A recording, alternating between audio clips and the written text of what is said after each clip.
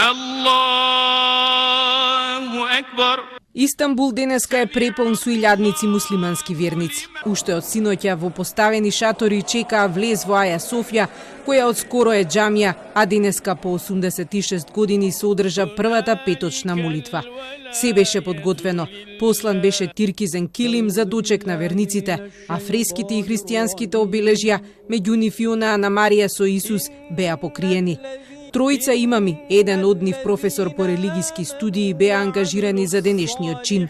На 11 контролни пунктови се чекаше ред во делот за молитва. По дезинфекцијата се делеа маски и молитвени душеци за една употреба. И лепи чај за да се издржи на топлото време. Проценките се дека 350.000 верници присуствуваа на денешната молитва. Меѓу нив и председателот Ердоган, кој беше дочекан со громогласен аплауз. Всушност, лично тој е разгоре долгогодишната желба на турските националисти и исламисти на Аја Софија да и биде вратен статусот на џамија од музеј.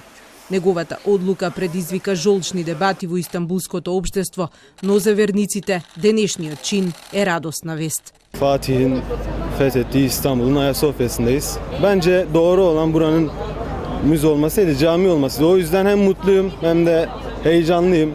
Bu kadar insan burada. Ayasofya'nın açılması dünyadaki zulümlerin bittiğinin bir işaretidir. Allah'ın izniyle İslam galip gelecektir. Но од другата страна на морето, камбаните во грчките цркви жално бијат.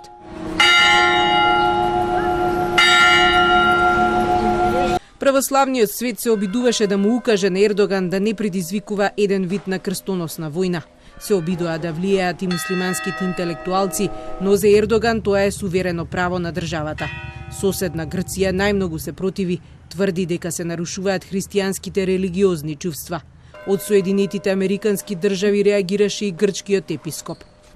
If the greatest and most important Christian monument of the Eastern Christianity is converted to a mosque, this hurts the feeling of everybody, not only from a religious point of view, but at the same time it raises for us concerns about the future of the minorities in Turkey.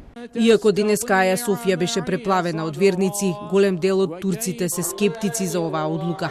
За аналитичарите, Ердоган со овој потек сака да го сплоти десничарското крило во неговата партија, која полека почнува да се ситни.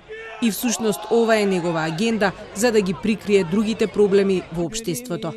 Аја Софија била најголемата христијанска црква изградена во 6 век од византиците, а во џамија е претворена по Османлиското освојување на Цариград во 1453 година. Но подпис на одлуката за да стане музеј става Кемал Ататурк во 1934 и со тоа носи една нова надеж за модерен секуларизам во Турција.